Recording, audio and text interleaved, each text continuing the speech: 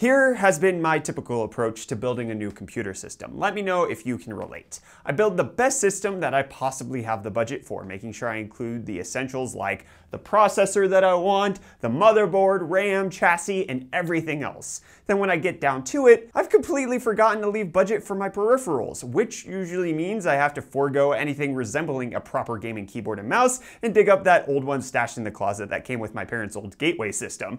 Thankfully, there's now the option of getting a legitimate gaming mouse, with RGB mind you, without having to sacrifice much room in that upgrade budget. The Corsair Gaming Harpoon RGB is the true savior of limited budget gamers, or forgetful ones such as myself. Coming in at a wallet-friendly $20 in the US on sale right now, or a measly 400 Rand here in South Africa, the main question I sought to answer in this review is, what's the catch? What does Corsair expect me to give up to get this affordable piece of desk candy? Well, let's start with that candy part first. Looks first. Comparing it to its many times more expensive cousin, the Scimitar Pro, the overall theme is remarkably similar. The side grips are similarly textured, although the Harpoon has a more rubbery feel. The plastic housing feels just as sturdy under my overbearing hands and has a slightly more texturized plastic feel to it. The scroll wheel is slightly less definitive in each of its notches, but honestly doesn't detract from the experience at all. With the Harpoon coming in at only 85 grams without any removable weights, it's a noticeably lightweight mouse. But the quality of the construction is true to Corsair standard. The Omron switches on either front mouse button are again another quality choice from Corsair here. Now I must admit, there's little in the way of extra buttons though. It's the standard left and right click, middle click scroll wheel, forward and backwards buttons on the thumb grip, and then the DPI adjustment button just below the scroll wheel. It's everything that you need for a standard gaming mouse. The attached USB cable is a standard plastic affair instead of the more premium braided cable, and while a braided cable would be nice, there's little reason to think the inclusion of one would affect the experience of this affordable mouse. Then we come to that 16.8 million color RGB logo at the bottom of the mouse.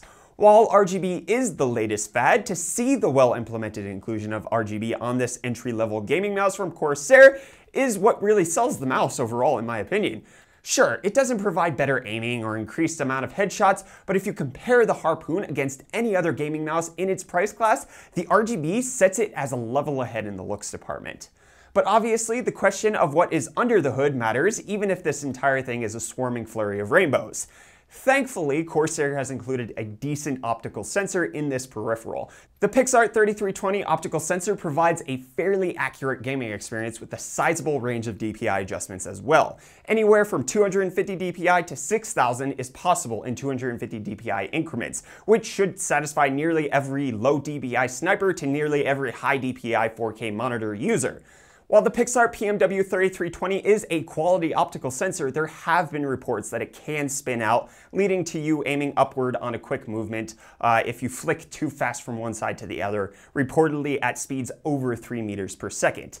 It's not something that I personally experience since I'm more of a small movements type of guy, but if you like to traverse the Serengeti whenever you're turning around in an FPS, the Harpoon may cause you to struggle a bit.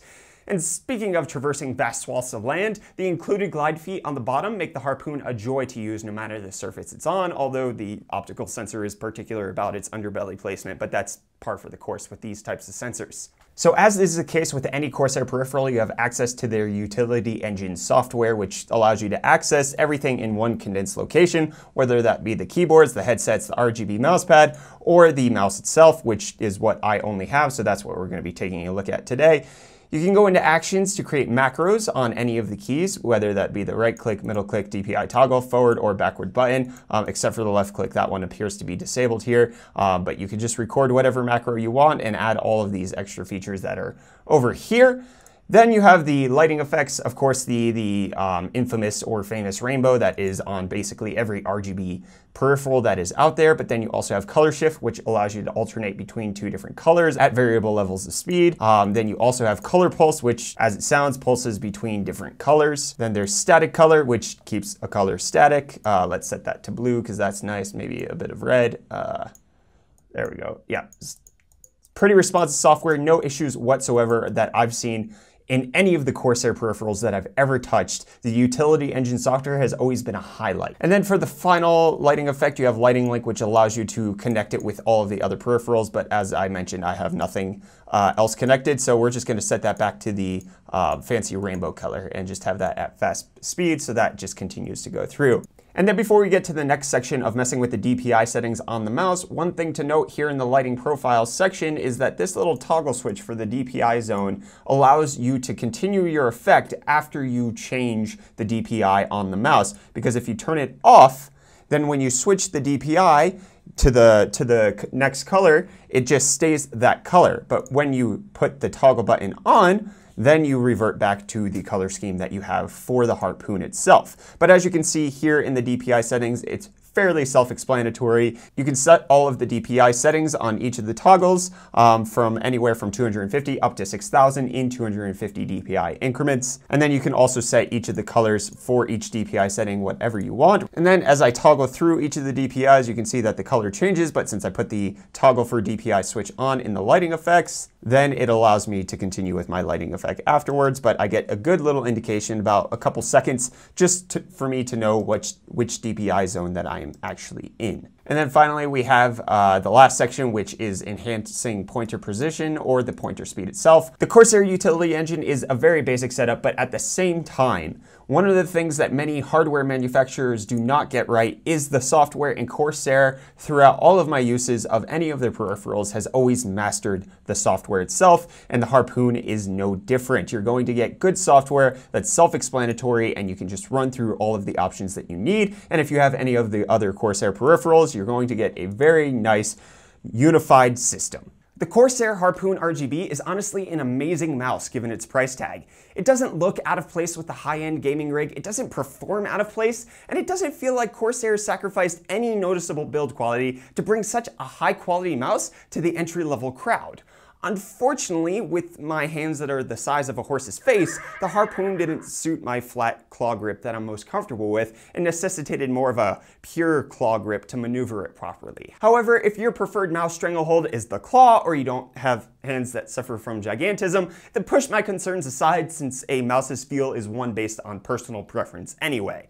But what isn't subjective is just how quality the Harpoon actually is. The sturdy plastic, the fine texture coating, the range of DPI, the quality optical sensor, the full RGB setup, it all leads to an experience that any gamer can be proud of. I know I kept referring throughout the video to the fact that the Harpoon is great for its price. And I honestly think that's been a little unfair of me. The Harpoon is simply a fantastic mouse for most gamers. It's a no frills but no compromises high performer that could easily be recommended at even a higher price tag. It works, and it works well.